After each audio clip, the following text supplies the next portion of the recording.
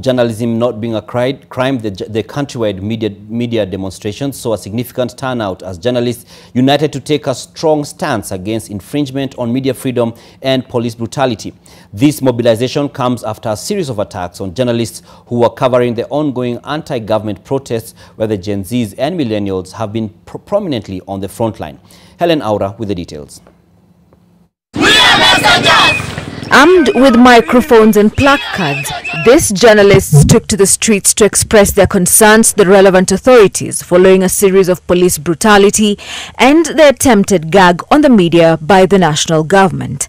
They seamlessly marched on to the Nyeri police station, where they engaged the county commissioner, Pius Murugu, ensuring that the media would be protected in the line of duty. Baadhi yetu sisi pia simu zetu zimekuwa tapped na wale maafisa wa NIS. Sijui nini ambacho mnataka kusikiliza kutoka kwetu.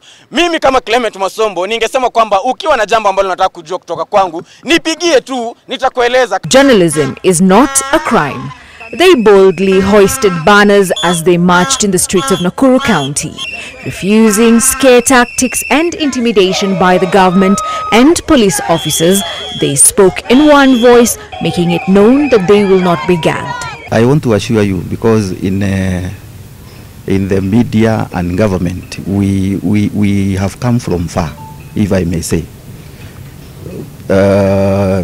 We've opened the media space very much, and I think as a government what we need to do is to maintain that relationship, because we are voice, we are not criminals. I don't believe you are criminals. The narrative was the same in Kakamega County, where journalists also turned up in unison with a common agenda demanding the local authorities to provide security for journalists. Their pleas were well received with the county commander. And in Kiambu County, journalists held prayers at the home of Catherine Wanjeri Kariuki, a Mediamax journalist who was shot 3 times by a rogue police officer while covering the anti-government demonstrations in Nakuru town on Tuesday last week.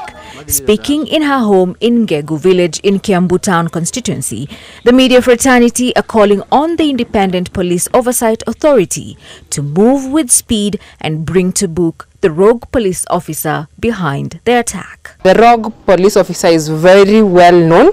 It's someone that if they wanted to name and shame that police officer, it's something that would have taken less than 24 hours. So I believe and I know and all I want is justice to prevail on my case. The Media Council of Kenya is calling for independent coverage, urging authorities to halt the abductions of journalists, including veteran Macharia Gaido. The plea comes in the wake of the weekly anti-government protests. Helen Aura, NTV.